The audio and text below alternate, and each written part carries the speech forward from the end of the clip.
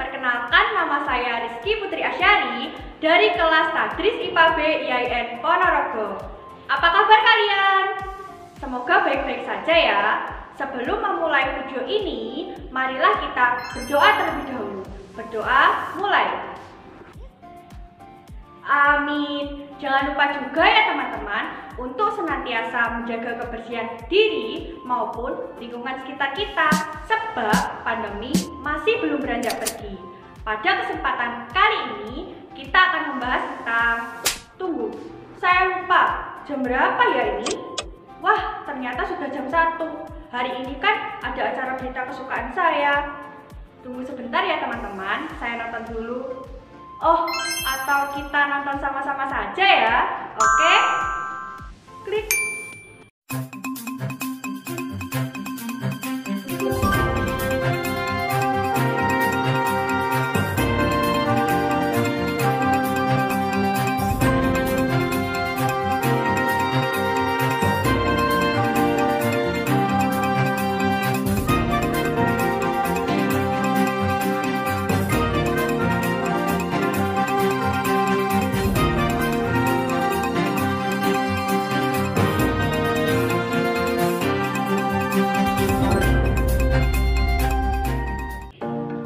Selamat siang pemirsa. Dilansir dari CNN Indonesia, Hari AIDS Sedunia pertama kali diperingati pada 1 Desember 1988. Sejak masa-masa awal itu, epidemi infeksi HIV kian berkembang dan menjadi agenda kesehatan global. Organisasi Kesehatan Dunia WHO mencatat sekitar 38 juta orang di dunia hidup dengan HIV/AIDS hingga tahun 2019. Awalnya pemirsa, peringatan ini berfokus pada tema anak dan remaja. Fokus ini dipilih untuk meningkatkan kesadaran akan dampak dari HIV/AIDS pada lingkungan keluarga, tak cuma bagi kelompok distigmatisasi media seperti pengguna narkoba, kelompok homoseksual, dan lain sebagainya. HIV sendiri merupakan virus yang menyerang sistem kekebalan tubuh yang dapat menurunkan kemampuan tubuh dalam melawan infeksi dan penyakit. Pada tahap akhir, HIV dapat berkembang menjadi AIDS dan bahkan menyebabkan kematian. Sekian, saya Putri melaporkan dari Studio 5. Duh, serem ya teman-teman. Menurut pendapat kalian, bagaimana cara kita agar terhindar dari HIV/AIDS? Tentu kita harus melakukan upaya pencegahan ya, agar terhindar dari infeksi HIV/AIDS. Benar tidak? Caranya yaitu dengan menjaga kesehatan sistem reproduksi kita.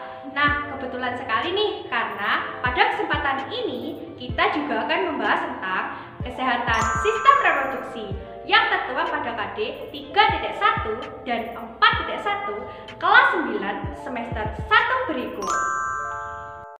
Pada KD 3.1, kalian akan menghubungkan sistem reproduksi pada manusia dan gangguan pada sistem reproduksi dengan penerapan pola hidup yang menunjang kesehatan reproduksi.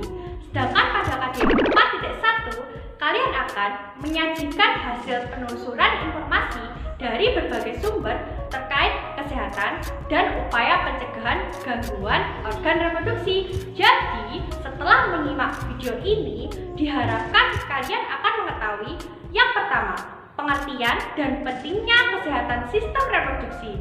Yang kedua, organ-organ penyusun sistem reproduksi pada laki-laki dan perempuan. Yang ketiga, perbedaan spermatogenesis dan oogenesis. Yang keempat, siklus menstruasi. Yang kelima, fertilisasi dan kehamilan. Yang keenam, berbagai macam PMS atau penyakit menular seksual. Dan yang ketujuh, upaya pencegahannya. Dan kita tidak sendiri loh teman-teman. Kita akan ditemani oleh Alfa, Theta, dan juga Tan. Siapa ya mereka? Hai, semuanya. Perkenalkan saya Alfa. Hai, teman-teman. Saya Theta. Hai, semuanya. Dan nama saya Tan. Wah, seru ya. Langsung saja kalau begitu. Berbicara mengenai kesehatan sistem reproduksi, apakah kalian tahu apa itu kesehatan reproduksi? Kira-kira bagaimana ya menurut Theta? Menurut saya, Bu, Kesehatan reproduksi adalah suatu keadaan terbebas dari segala penyakit yang berkaitan dengan alat, fungsi, dan proses reproduksi. Tepat sekali, Teta. Menurut WHO, kesehatan reproduksi adalah suatu keadaan sejahtera, baik secara mental, fisik, ataupun sosial, secara utuh, terbebas dari penyakit atau kelainan dalam suatu yang berkaitan dengan sistem reproduksi, baik fungsi maupun prosesnya. Rasulullah bersabda bahwa dua kenikmatan yang sering dilupakan oleh manusia adalah kesehatan dan waktu luang. Jadi, kesehatan merupakan perkara yang penting dalam Islam. Terlebih lagi, di dalam surat Al-Baqarah ayat 195 disebutkan bahwa artinya, dan belanjakanlah harta bendamu di jalan Allah, dan janganlah kamu menjerumuskan dirimu ke dalam kebinasaan, dan berbuatlah baik, karena sesungguhnya Allah menyukai orang-orang yang berbuat baik. Dari ayat tersebut mengajarkan kita bahwa orang-orang yang tidak menjaga kesehatannya merupakan golongan orang-orang yang menjatuhkan dirinya ke dalam kebinasaan, sebab tidak merawat apa yang telah diberikan oleh Allah. Nah, mengapa remaja perlu mengetahui kesehatan sistem reproduksinya? Masa remaja merupakan masa peralihan dari anak-anak menuju dewasa. Pada tahap ini terjadi percepatan pertumbuhan dan perubahan baik fisik maupun psikologis. Remaja perlu mengetahui kesehatan sistem reproduksinya agar memiliki informasi yang benar terkait proses reproduksi dan faktor-faktor yang ada di sekitarnya. Dengan informasi yang benar ini, diharapkan remaja memiliki sikap dan tingkah laku yang bertanggung jawab terkait proses reproduksinya, di mana usia remaja menurut Undang-Undang Perlindungan Anak Nomor 23 Tahun 2002 adalah 10 hingga 18 tahun. Jadi, kalian sudah termasuk remaja belum? Lalu, bagaimana ciri-ciri masa remaja itu? Masa remaja disebut juga masa pubertas.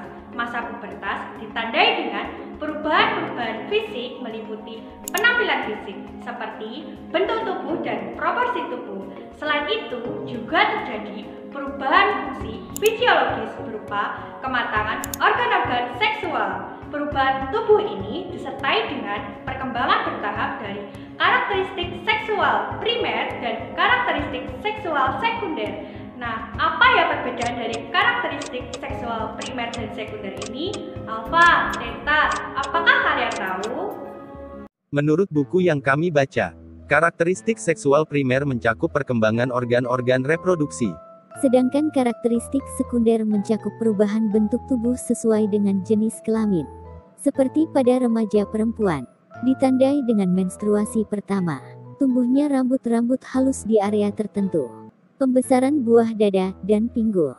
Sementara itu, pada remaja laki-laki, mengalami mimpi basah pertama, pembesaran suara, dan tumbuh rambut di area tertentu. Wah, benar sekali. Teman-teman yang ada di rumah, jangan lupa juga ya untuk literasi baca seperti Alfa dan Theta tadi. Bagaimana sejauh ini? Paham? Agar semakin menambah pemahaman kalian, yuk simak ilustrasi berikut ini. Pada suatu hari, Alfa menjenguk Tan yang sudah 3 hari tidak masuk sekolah. Khawatir jika temannya sakit, Alfa pun datang ke rumah Tan untuk memastikan apakah benar Tan sedang sakit.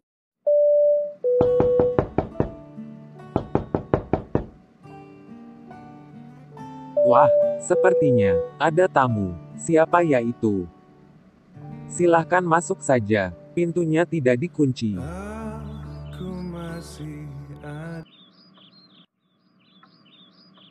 Assalamualaikum, Tan. Ini aku, Alfa. Oh, Alfa, dia datang. Waalaikumsalam. Aku di ruangan di belakang lemari.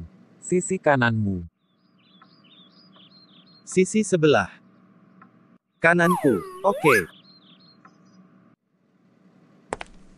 Sini, duduk. Alfa akhirnya bertemu dengan Tan. Dan ternyata, tumben, ada apa? Kok, tumben kipiye bro? Kamu 3 hari tidak masuk sekolah. Aku kira kamu pindah sekolah. Bukan, Al. Aku baru saja disunat. Sunat. What? Lah, beneran. Iya, Al. Masa bohong. Makanya ini aku pakai sarung. Mau lihat? Lah. What? Enggak, aku percaya kok. Tapi, kok bisa? Awalnya aku takut. Duh. Kenapa takut? Sunat kan katanya. Sakit. Kata siapa sakit? Aku diam-diam bertanya kepada teman-teman kita yang sudah sunat. Lalu, Katanya, apa? Katanya apa? setengah mati sakitnya. Duh, sakit bro. Hus, apaan? Orang nggak kena. Hehehe, iya. Kamu ditipu. Tan, zaman sekarang, sunat itu nggak sakit. Iya, kamu benar deh. Tapi aku punya pertanyaan nih. Apa? Memangnya kenapa ya, laki-laki itu harus disunat? Kenapa ya? Nah teman-teman, apakah kalian tahu, kenapa ya anak laki-laki disarankan untuk sunat? Ayo, mengapa anak laki-laki dianjurkan untuk disunat? Kira-kira apa manfaat dari disunat ya? Orang anak laki-laki, khususnya yang beragama Islam, pasti akan disunat atau dihitan. Sunat seakan menjadi tradisi masyarakat Indonesia. Bahkan, banyak orang tua yang beranggapan bahwa sunat adalah hal yang wajib bagi anak laki-laki mereka. Mengapa demikian? Sunat merupakan pemotongan sebagian dari organ kelamin, yaitu kuluk atau kut penis laki-laki yang menutupi ujung kemaluan dengan tujuan agar bersih dari najis. Hal ini dimaksudkan agar mudah dibersihkan ketika buang air kecil, karena syarat dalam ibadah adalah kesucian. Lebih lanjut, para ahli modern telah menemukan penelitian bahwa bermacam-macam penyakit organ seks yang muncul lebih banyak ditemukan pada orang-orang yang tidak disunat. Jadi, selain bermanfaat dari segi agama, sunat juga bermanfaat dari segi kesehatan ya. Alfa, Tan, sekarang coba kalian simpulkan manfaat dari sunat. Iya Bu. Ternyata banyak sekali manfaat dari sunat. Sunat bermanfaat membuang anggota tubuh yang menjadi tempat persembunyian kotoran dan bau tidak sedap. Nah, air kencing mengandung seluruh unsur itu. Bisa dibayangkan ya teman-teman. Berapa kali orang kencing dalam sehari? Lalu, bagaimana dengan setahun? Berapa banyak endapan yang disimpan oleh kulit penutup kelamin? Sungguh banyak bukan? Berbicara mengenai organ kelamin, berikut merupakan organ-organ penyusun sistem reproduksi pada laki-laki dan perempuan. Sistem reproduksi pada manusia terdiri dari organ-organ reproduksi, di mana antara sistem reproduksi pada laki-laki dan perempuan memiliki persamaan, yaitu terbagi menjadi organ reproduksi dalam dan luar.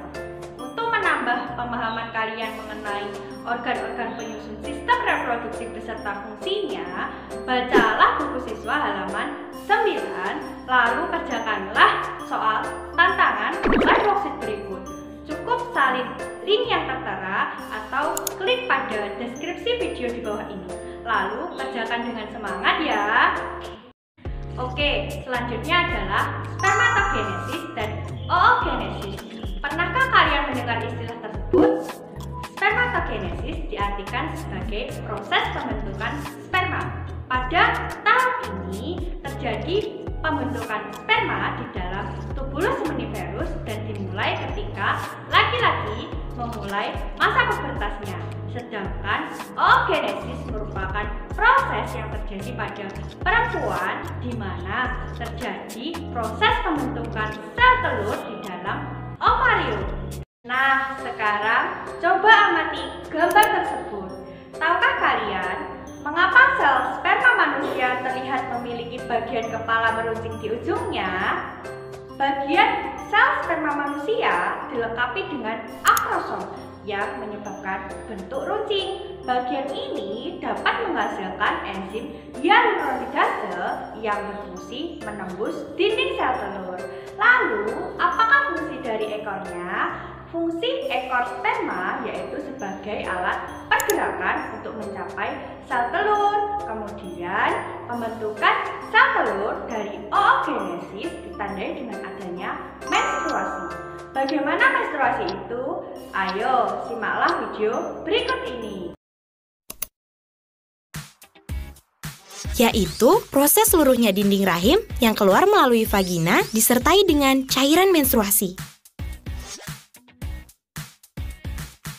Jangan kaget kalau tiba-tiba ada cairan menstruasi merembes ke baju dalammu atau sampai nembus ke spray tempat tidur. Itu menstruasi pertamamu. Masih ingatkah kalian bagaimana menstruasi dapat terjadi? Bagaimana ya dengan Teta? Dari video tersebut, menstruasi terjadi ketika luruhnya dinding endometrium, Bu. Baik, benar sekali. Terima kasih untuk kalian yang sudah menyimak. Lalu, bagaimanakah jika sel telur tersebut dibuai oleh sel sperma? Ayo, simaklah video di samping. Apabila telah terjadi fertilisasi atau pembuahan, maka terbentuklah zigot yang kemudian akan melakukan pembelahan dan berkembang menjadi embrio yang akan menuju ke rahim. Pada kondisi inilah seorang perempuan mengalami kehamilan. Setelah ovulasi, sel telur ditangkap oleh infundibulum dan segera menuju ke tuba falopi. Di saluran inilah terjadi pembuahan. Jumlah sperma yang ditampung sekitar 200-300 juta. Namun, biasanya hanya satu sperma yang mampu membuahi sel telur. Fertilisasi antara sel telur dan sperma menghasilkan zigot. Pada hari keempat, zigot sudah menjadi segumpal sel atau morula. Pada hari ketujuh, gumpalan sel tersebut sudah tersusun menjadi selapis sel yang mengelilingi suatu ruangan yang berisi sekelompok sel di dalamnya atau blastula. Lapisan sel bagian luar akan berkembang menjadi ari-ari atau plasenta dan selaput janin. Sedangkan kelompok kecil bagian dalam akan tumbuh menjadi janin. Zigot akan terus bergerak dari saluran telur ke uterus. Sejalan dengan waktu, zigot mengalami pembelahan sel. Setelah sampai di rahim, gumpalan sel tersebut akan melekat pada selaput lendir rahim dan mulai membenamkan dirinya di dalam selaput lendir atau nidasi. Zigot yang telah berada di rahim akan terus tumbuh dan berkembang menjadi embrio. Di dalam rahim, embrio mendapat makanan dari tubuh induk melalui plasenta atau ari-ari. Masa embrio atau masa kehamilan manusia sekitar 9 bulan 10 hari. Namun sayangnya, Bu, tidak semua remaja menyikapi perubahan pada sistem reproduksinya dengan bijak. Hal ini ditunjukkan oleh berbagai kasus masalah remaja saat ini, seperti aborsi, kehamilan yang tidak diinginkan atau KTD, kawin muda, narkoba, HIV atau AIDS, dan PMS atau penyakit menular seksual. Betul sekali Teta, kehamilan dini pada remaja dapat memicu tindakan aborsi. Menurut data Komisi Perlindungan Anak Indonesia atau KPAI, bahwa ada 2 juta kasus setiap tahunnya dan 30%-nya dilakukan oleh kalangan remaja. Lebih lanjut, maraknya tindakan aborsi ilegal adalah salah satu bukti bahwa motivasi hidup sehat sebagian besar remaja atau dewasa muda sangatlah rendah. Nah, bagaimana jika tindakan tersebut terus-menerus dilakukan oleh remaja? Seperti yang telah disebutkan oleh Teta tadi, bahwa salah satunya yaitu munculnya PMS atau penyakit menular seksual, misalnya HIV/AIDS. Penyakit ini dapat menular terlebih karena adanya pergaulan bebas dan penggunaan alat-alat kesehatan yang tidak steril, seperti jarum suntik. PMS lainnya yaitu sifilis atau raja singa, gonorrhoea, lymphogranuloma venereum, herpes genitalis, dan PMS lainnya. Sekarang saya punya kuis nih buat kalian. Hal ini terkait dengan pemahaman masyarakat tentang HIV/AIDS. Coba jawab dengan cepat ya. Yang pertama, mitos atau fakta HIV/AIDS dapat ditularkan melalui penggunaan narkoba.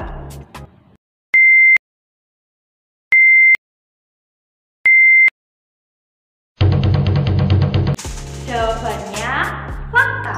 HIV dapat ditularkan melalui penggunaan narkoba karena adanya konsumsi obat-obatan terlarang dengan media jarum suntik yang kemungkinan tidak steril. Nah, yang kedua, mitos atau fakta HIV/AIDS dapat ditularkan melalui jabat tangan dengan odam atau orang dengan HIV/AIDS.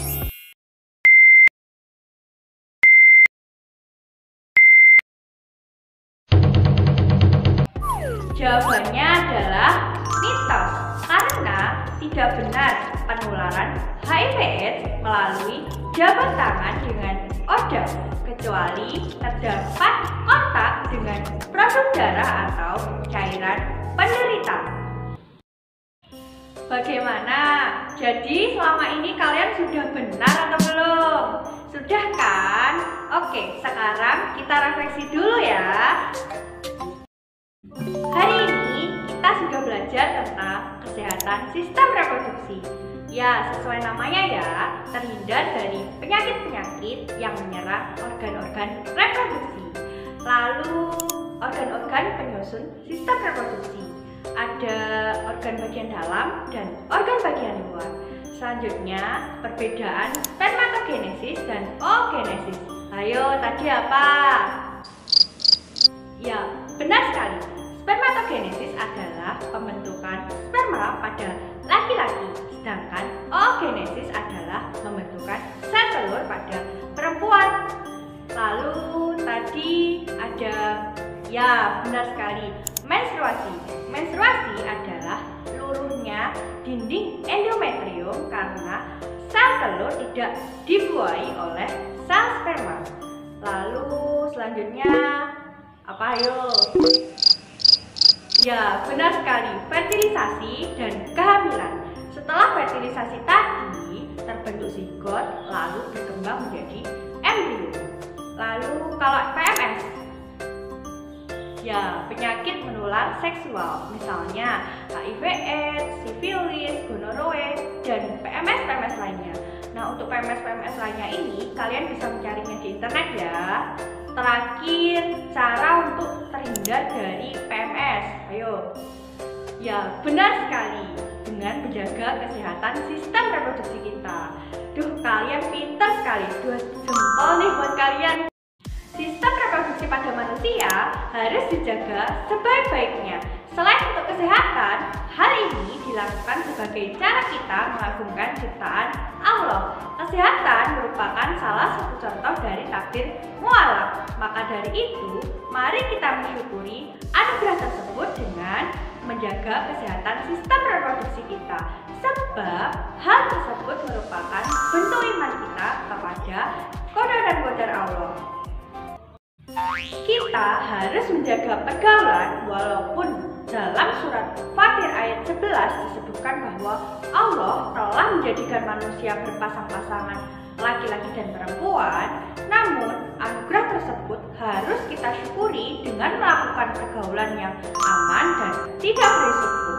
Penyakit-penyakit pada organ reproduksi dapat disebabkan oleh beberapa faktor.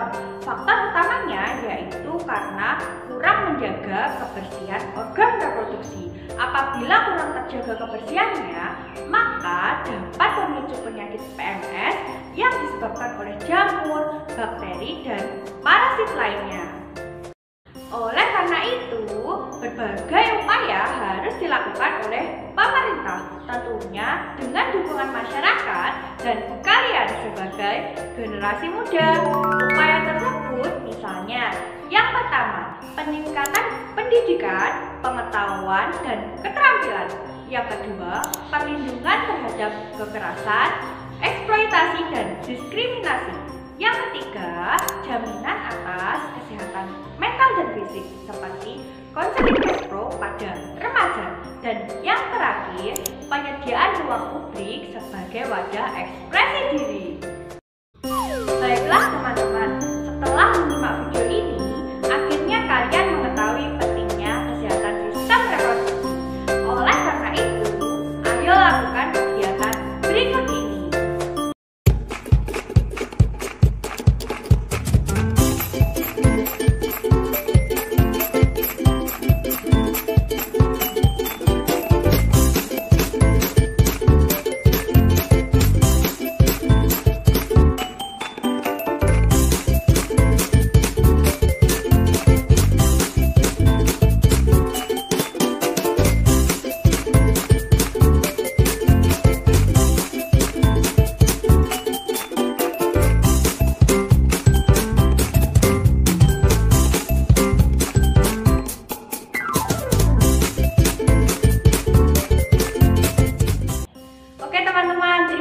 Sudah menyimak video ini. Tunggu dulu, ada pesan nih dari Alfa, Theta, dan juga Tan. Saya pamit undur diri ya. Wassalamualaikum warahmatullahi wabarakatuh.